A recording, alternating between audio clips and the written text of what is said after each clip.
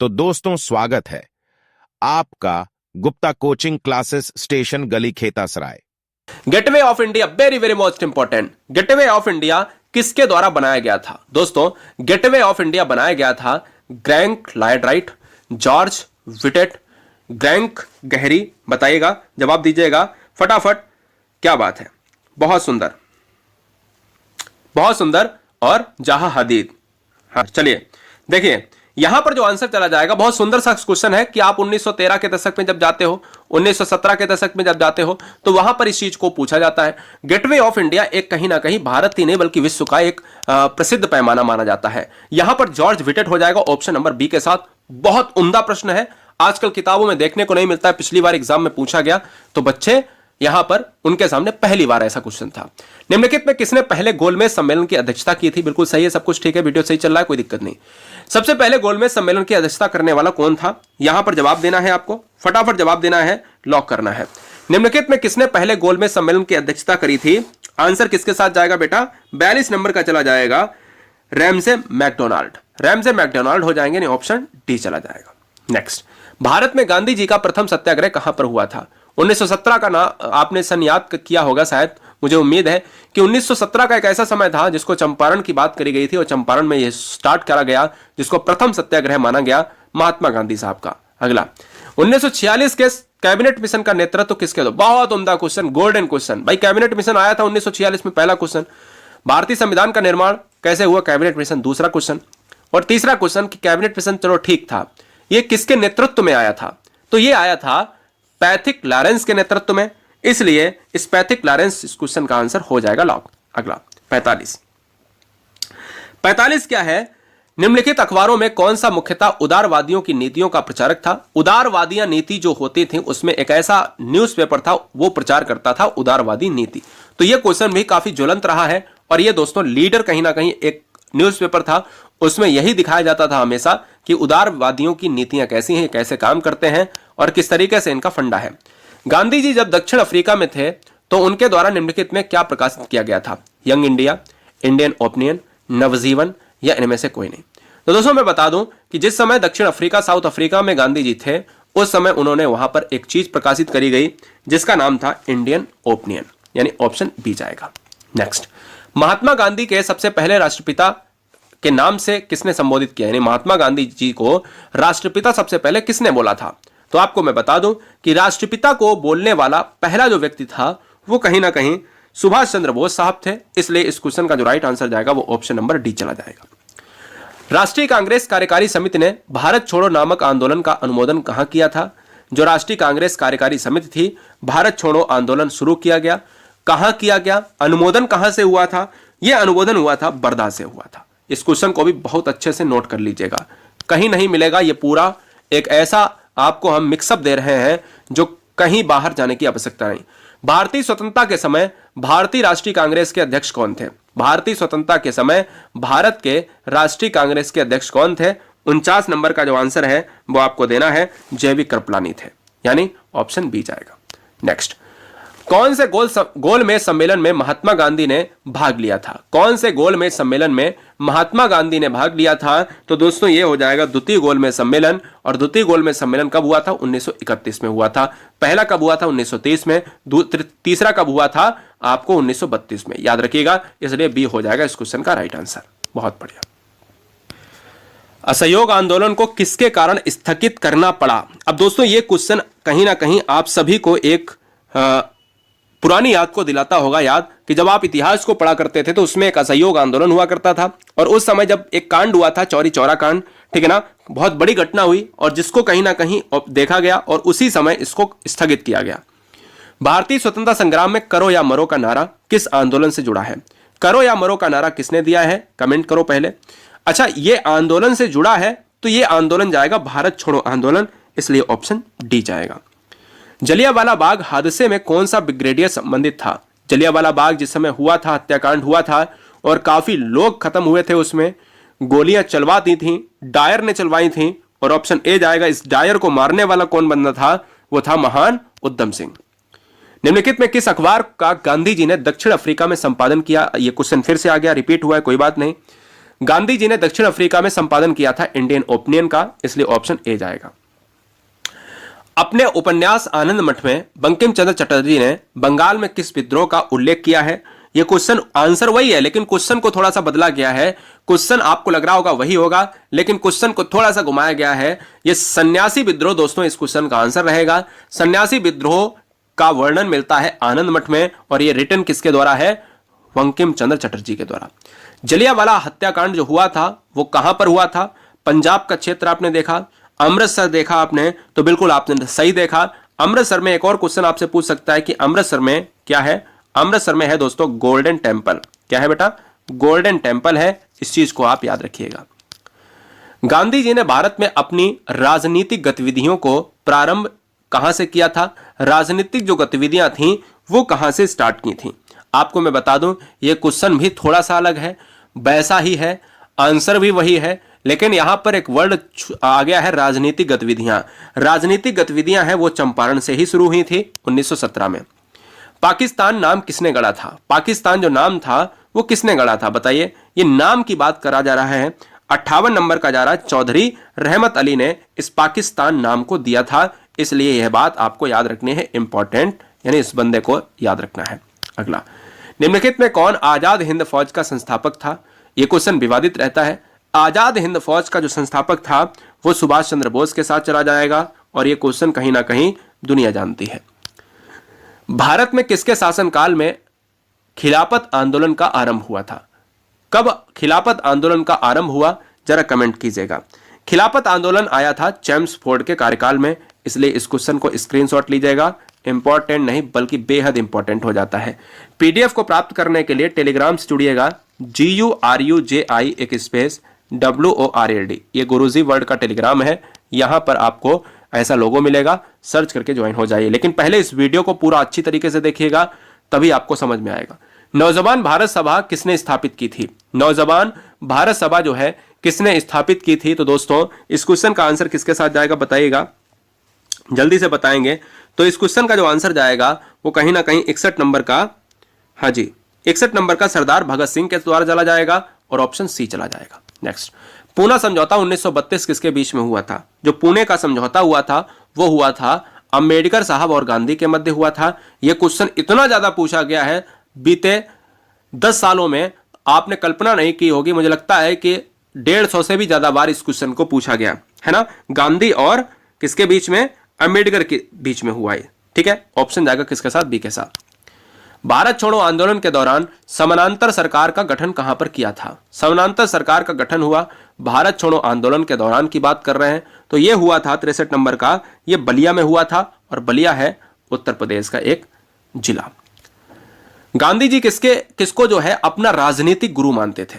गांधी जी अपना राजनीतिक गुरु मानते थे दोस्तों, वो मानते थे गोपाल कृष्ण गोखले को, इसलिए इस क्वेश्चन का आंसर जाएगा डी के साथ। नेक्स्ट, गांधी जी का नमक सत्याग्रह किस आंदोलन का हिस्सा था? नमक सत्याग्रह किससे जुड़ा था ये आपको बताना है। तो नमक सत्याग्रह जो जुड़ा है वो दोस्तों आपको यहां पर लॉक करना है, सविनय अवज्ञा आंदोलन, यानी ऑप्शन डी चला जाएगा। बहुत सुंदर। वल्लभ भाई पटेल को सरदार की पदवी किसने दी? बहुत अच्छा क्वेश्चन है। सरदार की पदवी किसने दी बताइए? इस क्वेश्चन को लॉक करना है, जवाब दीजिएगा। अब देखिए वल्लभ भाई पटेल की जब भी बात करते हैं तो वहां की जो महिलाएं, ठीक है, एक तो महिलाओं की बात आती है, लेकिन जब ऑप्शंस नहीं होगा तो पदवी की बात आएगी, और जब ऑप्शंस नहीं होगा तो हम उसके हिसाब से क्या लगाएंगे? वहां के ऑप्शंस में जाता है एनसीईआरटी में बी ऑप्शन गांधी जी के साथ, है ना। ये गांधी जी के साथ चला जाएगा क्या, ये आपको बताना है। साथ ही साथ आपको यहां पर ध्यान देना है, ये हम 64 नंबर देख रहे हैं, ये हम 64 नंबर देख रहे हैं, इसका आंसर क्या होता है? वारदौली की महिलाएं। मेरी बात फिर से ध्यान से सुनिएगा, गुजरात में जब बारदौली सत्याग्रह 1928 में हुआ था, आप सभी को पता है, सरकार ने लगान में 30% की वृद्धि कर दी गई और बेहद किसान परेशान थे, और बारदौली की महिलाएं जो थीं उन्होंने जो है इसको हटाने के लिए, जब सरदार पटेल ने इसको हटाया तो वहां की महिलाओं ने सरदार की पदवी दी। ये बात याद रखिएगा, इस ऑप्शन में नहीं है, तो फिलहाल यहां पर एक ई ऑप्शन जोड़ लीजिएगा, वारदौली की महिलाएं, ठीक है ना। और स्टैच्यू ऑफ यूनिटी बात करते हो ना, तो यही दोस्तों इन्हीं के नाम पर है। भारत की आत्मा गांव में बसती है, यह कथन किसका है ये आपको बताना है। यह बहुत अच्छी बात भी लिखी है, भारत की जो आत्मा है दोस्तों वो गांव में बसती है। ये किसने लिखा है? 67 नंबर आपको बताना है, तो महात्मा गांधी जी, यानी इसलिए इस क्वेश्चन का आंसर जाएगा डी के साथ। अगला, गांधी जी द्वारा 1933 तक संपादित समाचार पत्र का नाम क्या था? ये आपको बताना है, फटाफट बताना है। इस क्वेश्चन का नाम क्या होगा? लॉक किया जाए। यंग इंडिया हो जाएगा। 1933 तक संपादित जो समाचार पत्र का, अच्छा ये किसने लिखे हैं सारे? ये सभी जो है इंडियन ओपिनियन की बात करी गई, यंग इंडिया की बात की गई, हरिजन पत्रिका की बात की गई, वो गांधी जी। 1930 में सिविल अवज्ञा आंदोलन का आरंभ कहां से हुआ था? जो सिविल अवज्ञा आंदोलन एक आंदोलन था जिसको 1930 में प्रारंभ किया गया, और इस क्वेश्चन का जो आंसर जाएगा वो साबरमती के आश्रम के साथ, यानी ऑप्शन ए चला जाएगा। लाहौर षड्यंत्र मामला किसके विरुद्ध रजिस्टर किया गया था? जो लाहौर केस था वो किसके विरुद्ध था, ये आपको बताना है। ये भगत सिंह की बात की जा रही दोस्तों, बहुत अच्छा क्वेश्चन है, ऑप्शन बी जाएगा। अगला क्वेश्चन, महात्मा गांधी ने किस आंदोलन से भारत राजनीति में प्रवेश किया था? ये फिर से यहां पर क्वेश्चन आ चुका है। अब देखिए इस क्वेश्चन का फिर से आंसर जाएगा चंपारण आंदोलन। क्वेश्चन नंबर नेक्स्ट, निम्नलिखित में कौन सा भारत आने वाला पहला अंग्रेज जहाज था? बहुत अच्छा क्वेश्चन है।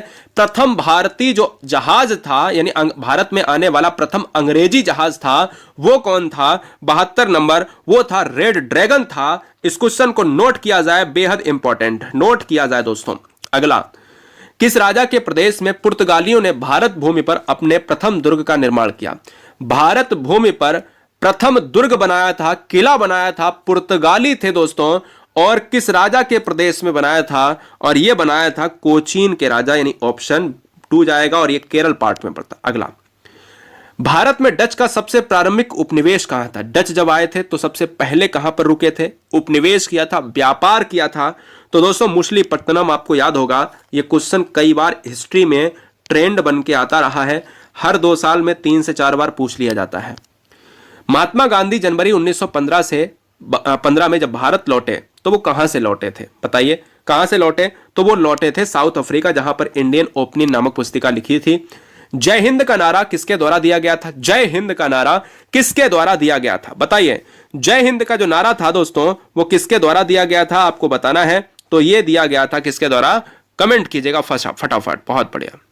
सुभाष चंद्र बोस की बात करेंगे। जिस समय यहां पर एक आंदोलन हो रहा था, उस समय आजाद हिंद फौज का एक नेतृत्व था, उसमें इस नारे को दिया गया। गांधी जी ने दांडी यात्रा कहां से शुरू की थी? दांडी यात्रा को शुरू करने वाला जो एक शहर था जिसको कहा गया अहमदाबाद, ऑप्शन ए जाएगा। गुजरात का यह शहर है अहमदाबाद, गुजरात काली मिट्टी के लिए जाना जाता है। अगला क्वेश्चन, सुभाष चंद्र बोस ने स्वतंत्र भारत की अंतरिम सरकार की स्थापना की थी। स्वतंत्र भारत की अंतरिम सरकार की जो स्थापना हुई थी वो किस क्वेश्चन के साथ जाएगा? यहां पर दोस्तों आंसर चला जाएगा किसके साथ? सिंगापुर के साथ। सिंगापुर कहीं ना कहीं जाना जाता है सुभाष चंद्र बोस के साथ। अगला क्वेश्चन, फॉरवर्ड ब्लॉक के लिए भी जाना जाता है। दक्षिण भारत में दांडी मार्च का जो आयोजन हुआ था वो किसने किया था? संचालन किसने किया? कौन इसका मुखिया था? है ना? तो संचालन की बात करी जाए तो दोस्तों मुखिया के रूप में महात्मा गांधी साहब, और यहां पर अगर बात की जाए राजा जी हो जाएंगे। इस क्वेश्चन का राइट आंसर ऑप्शन जाएगा वही सी के साथ। अगला, 1940-1946 के दौरान राष्ट्रीय कांग्रेस का अध्यक्ष कौन था?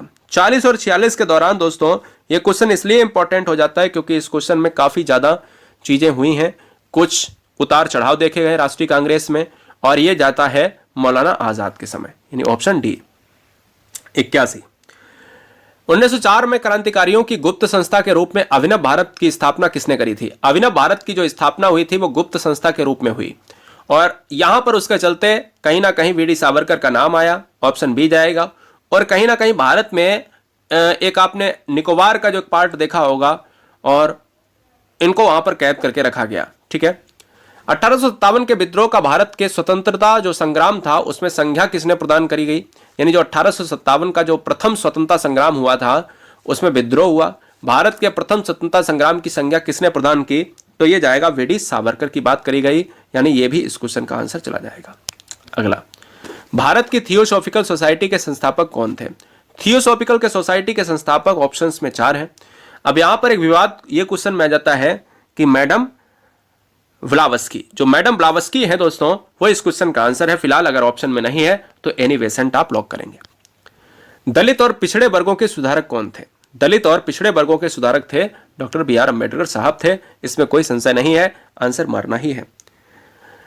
ब्रिटिश हाउस ऑफ कॉमन्स के सदस्य के रूप में चुने जाने वाले पहले भारतीय कौन थे? आपको लॉक करना है, जल्दी से लॉक कीजिएगा। ब्रिटिश हाउस ऑफ कॉमन्स के सदस्य के रूप में चुने गए पहले भारतीय कौन थे? इस क्वेश्चन का आंसर जाएगा 85 नंबर का, किसके साथ बताइएगा? दादा भाई नरोजी ग्रैंडमैन। अगला, पंजाब केसरी का खिताब किसको दिया गया? पंजाब केसरी किसको कहा जाता है? पंजाब केसरी जो उपनाम है वो किसे दिया गया है? तो इस क्वेश्चन का जो आंसर जाएगा दोस्तों लाला लाजपत राय के साथ, यानी ऑप्शन डी जाएगा। वेदों की ओर लौटो, यह किसने कहा? वेदों की ओर लौटो यह किसने कहा दोस्तों? यह आर्य समाज के संस्थापक स्वामी दयानंद सरस्वती, इसलिए ऑप्शन बी जाएगा। नेक्स्ट, हमने पूरी वीडियो में सांस कम पढ़ाया जाता है दोस्तों। आप देख सकते हो 100 क्वेश्चन हमने 30 मिनट में किए हैं। हम ये उम्मीद कर सकते हैं कि आप ये वीडियो अगर देख रहे हैं तो हर 5 बच्चे तक, यानी ये 5 मित्रों तक ये पहुंचनी चाहिए। और चैनल को ईमानदारी से सब्सक्राइब कर लेना, क्योंकि ईमानदारी से इस बार सिलेक्शन होगा। आईसीएस में चयनित होने वाले पहले भारतीय, तो हम कह सकते हैं सत्येंद्रनाथ टैगोर, इसलिए ऑप्शन जाएगा डी के साथ। दूसरा गोलमेज सम्मेलन कब हुआ था? 30, 31, 32 की बात हुई दोस्तों। दूसरा गोलमेज सम्मेलन जब हुआ तो उस समय 31 की बात हुई, इसलिए ऑप्शन जाएगा सी के साथ। ठीक है, चलिए। 1906 में मुस्लिम लीग की स्थापना किस स्थान पर की गई थी? 1906 में मुस्लिम लीग की स्थापना हुई। पहले जीके का क्वेश्चन यहीं से बन गया, ठीक है ना, यहां से बन गया। और किस स्थान पर की गई? तो ये की गई है दोस्तों ढाका में की गई। नेक्स्ट, वह एकमात्र वायसराय कौन था जिसकी जो है भारत में हत्या हुई थी? भी बहुत अच्छा क्वेश्चन है दोस्तों, बहुत इंपॉर्टेंट। वायरस ही बोला जाए तभी दोस्तों बढ़िया रहे, है ना। अच्छा क्वेश्चन है और कहीं ना कहीं ये लोग हमारे भारत को कई साल पीछे ले गए। वायसराय कौन था जिसकी जो है भारत में हत्या हुई थी? 91 नंबर की बात करी जाए तो लॉर्ड मेयो की बात हुई, यानी ऑप्शन डी जाएगा, है ना। चलिए, सरोजिनी नायडू ने किसे हिंदू मुस्लिम एकता का दूत कहा था? हिंदू एकता का दूत जो है किसे कहा गया? 92 नंबर, तो मोहम्मद अली जिन्ना को कहा गया, इसलिए इस क्वेश्चन का आंसर ऑप्शन नंबर ए के साथ। भारतीय राष्ट्रीय कांग्रेस के 2 समूह गरम दल और नरम दल बटे थे और वो किससे संबंधित हुए? कौन से समझौते के साथ हुए बताइएगा? गरम दल और नरम दल में अच्छे संबंध किस समझौते में हुए? तो लखनऊ की बात करी गई। और लखनऊ की जब बात हुई दोस्तों, तो क्या हम लखनऊ समझौता मारेंगे? बिल्कुल बात मारेंगे। नेक्स्ट, काकोरी षड्यंत्र के तहत काकोरी और लखनऊ के बीच में ट्रेन में डकैती हुई थी। ट्रेन में जो डकैती हुई थी वो आंसर किसके साथ जाएगा बेटा? बताइएगा, फटाफट जवाब दीजिएगा। तो इस क्वेश्चन का आंसर जाएगा 1925 के साथ, ऑप्शन जाएगा सी के साथ। अगला, 1880 के दशक के प्रारंभ में आर्य महिला समाज की स्थापना किसने करी? तो आर्य समाज की बात करें तो महिला की जब बात आ जाती है, आर्य समाज में दयानंद आते हैं, लेकिन महिला में पंडिता रामाबाई आती हैं। अगला, साइमन कमीशन किस वर्ष भारत आया था? साइमन कमीशन किस वर्ष भारत आया था? जवाब दीजिएगा। तो ये आया था किस वर्ष आया था? 1928 में आया था, इसलिए ऑप्शन जाएगा सी के साथ। भारतीय राष्ट्रीय कांग्रेस का प्रथम विभाजन उसके कहां के सत्र में हुआ था? जो राष्ट्रीय कांग्रेस का जो विभाजन हुआ वो कहां के सत्र में हुआ? वो सूरत अधिवेशन में हुआ। जुड़ाव कहां की बात करी गई? लखनऊ अधिवेशन में। किस चार्टर अधिनियम के दौरान ईस्ट इंडिया कंपनी के एकाधिकार को समाप्त किया गया? कौन सा ऐसा चार्टर था? 1813 का ऐसा चार्टर था जिसमें ईस्ट इंडिया कंपनी के एकाधिकार को खत्म किया गया।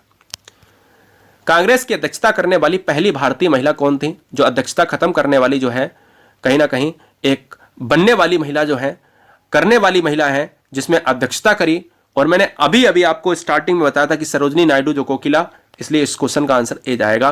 और आज का इस वीडियो में यूट्यूब पर भूचाल लाने वाला अंतिम क्वेश्चन है, all India trade union Congress की स्थापना में किसने महत्वपूर्ण भूमिका निभाई?